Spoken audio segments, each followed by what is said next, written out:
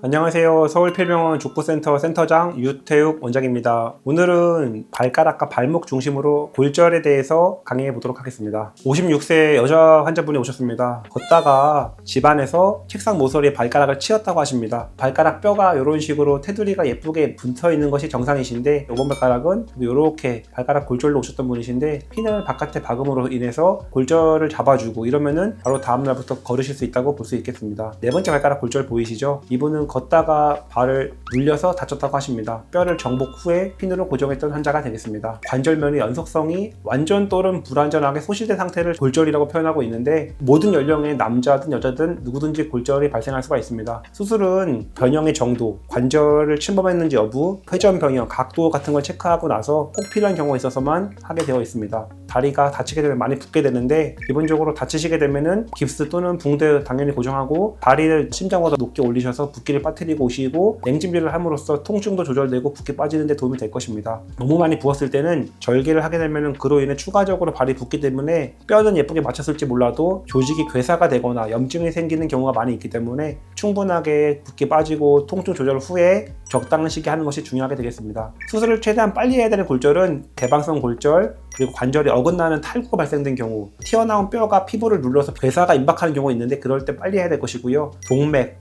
주변에 동반된 신경이나 혈관이 파열되는 것 있을 수 있는데, 그럴 땐 저희가 수술을 응급으로 하는 것을 원칙으로 하고 있습니다. 59세 여자 환자분이셨죠. 발목 바깥쪽 외측에 있는 복숭아뼈, 경골, 비골이라고 하고 있습니다. 이렇게 층져 있죠. 이렇게 어긋나 있으시고 여기도 뼈가 이렇게 어긋난 것 같습니다. 이렇게 골절 환자가 오시게 되면 저희가 수술 마취 전 검사를 하게 되는데요. 기본적으로 혈액 검사, 소변 검사, 흉부 엑스레이, 심전도, 위험 환자, 고령 환자에 있어서는 심장 초음파를 통해서 부정맥뿐만 아니라 심장의 어디 밸브, 판막 질환도 평가해 볼 수 있을 것이고요. 경동맥을 검사를 통해서 수술 전후에 뇌졸중 그런 것이 발생하면 안 되시겠죠. 하지 초음파는 택전증, 혈전 발생할 수가 있는데, 그런 것을 예방하기 위해서 초음파를 볼 수 있을 것이고요. 폐 기능 검사를 통해서 과연 마취를 견딜 수 있는지, 골밀도 검사를 통해서 혹시 뼈가 너무 약한 분들은 골절에 대한 치료뿐만 아니라 골다공증에 대한 치료도 같이 병행해 주셔야지 좋은 결과가 있을 것 같습니다. 골절이 이렇게 있는 것 보이시고, 정상적으로 거골과 종골 사이에는 예쁘게 있지만은 이렇게 뼈 조각도 있을 수 있는데, 이런 조각 같은 경우는 엑스레이에서 잘 보이지가 않습니다. 수술 전 CT를 통해서 파악하고, 어떻게 저희가 수술할 때 이런 걸 제거하고 뼈를 잘 맞출지에 대한 준비를 하기 위해서 검사를 하고 있습니다. 디귿자 모양의 발목 관절을 침범한 관절 내 골절인데, 우리가 치킨 먹다 뼈 부러뜨리면 뼈가 뾰족하죠. 그렇게 뾰족한 뼈가 연골을 한번 찌르게 되는데, 검사를 하지 않고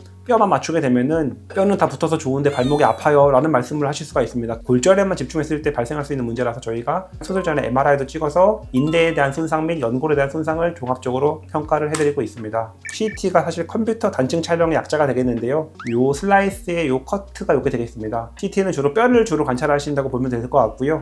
정상 조직과 봤을 때 얼마나 이쪽이 부었는지 그런 것도 좀 보고 있습니다. 자세하게 컷할수록 검사하는데 시간도 오래 걸리고 비용도 많이 들겠지만 정보를 많이 얻을 수 있다고 보시면 될 것 같습니다.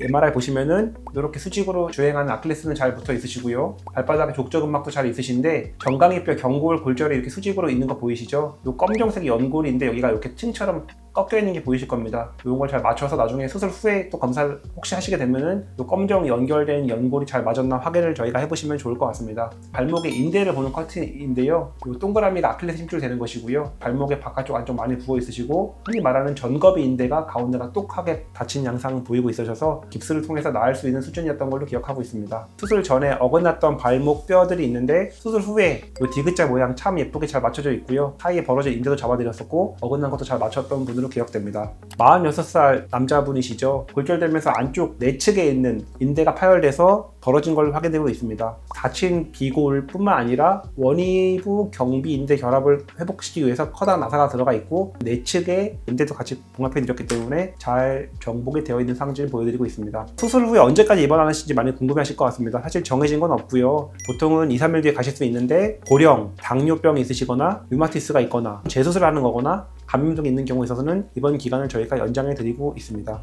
깁스는 골절의 상황에 따라서 퇴원 후에 집에서 쉴 수 있는지, 출근하셔야 되는지에 따라서 저희가 통깁스 또는 반깁스를 적용해 드리고 있고요. 소독은 퇴원 후에는 집에서 깁스 구멍을 저희가 내서 절개 부분만 창문 만들어서 열어서 소독할 수 있게 도와드리고 있고 이틀 간격으로 2주 동안 하게 되어 있습니다. 큰 문제가 없으시면은 깁스를 풀 때, 즉 4주에서 6주 차 때 병원 내원하시고 있습니다. 딛지 않으셔야지 붓기도 빠지고 뼈도 잘 붙을 수 있는데 잘 나사 고정해 놨기 때문에 딛는다 하더라도 통증은 좀 오래 갈 수 있지만은 수술 결과에는 큰 차이가 없을 것 같습니다. 흡연은 초반에 상처 염증 위험성이 있기 때문에 반 이하로 줄이시길 추천드리게 되어 있습니다. 재활은 환자마다 다르다 보니까 그것도 저희가 맞춰서 해야 될 것 같습니다. 병원에 3주차 때 오셔서 저희가 상처를 확인해 드렸었고요. 통깁스를 했던 상황이셨고요. 수술 후 6주가 경과됐습니다. 이제 깁스를 제거하고 젖기를 허용했기 때문에 환자는 걷기 시작하셨고, 이 나사는 뼈를 2개를 관통하고 있는데 보통은 12주, 3개월 차 때 그 나사만 제거해드린 거 보이시죠? 5개월 됐을 때는 걷는데 약간은 불편하시지만은 잘 걸으셨고 회사 생활도 다 복귀하신 상태셨지만 운동은 제가 아직 못하게 했었고요. 9개월째는 평지 보행은 문제가 없다고 하시고 오르막도 가능하지만 아직까지 내리막은 불편하다고 하시는데 12개월째 뼈가 완전히 붙은 걸 확인했고요. 나사가 제거된 사진을 볼 수 있을 것 같습니다.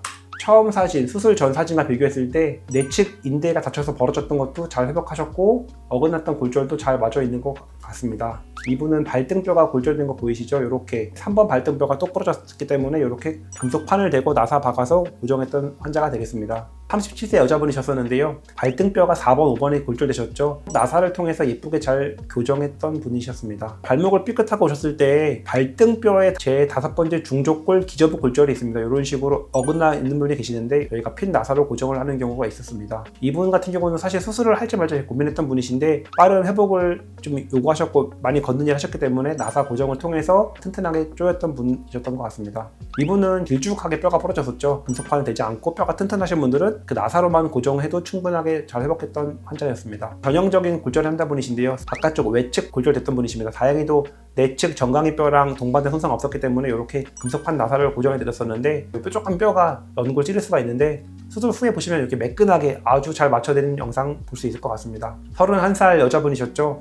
바깥쪽도 골절되고 안쪽도 골절되셨어서 이 사이도 벌어졌기 때문에 내측, 외측 골절을 잡아주시고 이렇게 나사 박아서 했던 분이십니다. 제가 기억 남는 환자분입니다. 이거 저희 병원 과장님의 아드님이었었는데요. 뭔가 모양이 많이 이상하죠. 21살 군인이 제대 얼마 안 놔둔 시점에서 왜 다쳤을 것 같으세요? 훈련을 생각하실 수 있지만 군인 골절의 90%는 풋살입니다. 풋살. 전역 3개월 앞둔 상태에서 풋살하다 다쳐가지고 이렇게 오면은 뭐 부모님도 슬프고 저도 슬프고 안타까운데 다행히 이분은 수술 제가 너무 잘해드렸죠.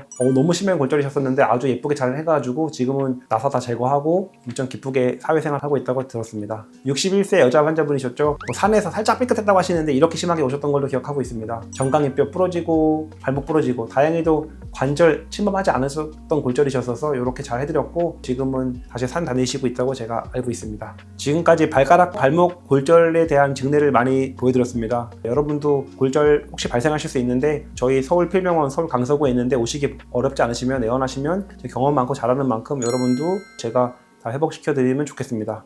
지금까지 서울필병원 족부센터 센터장 유태욱이었습니다. 감사합니다.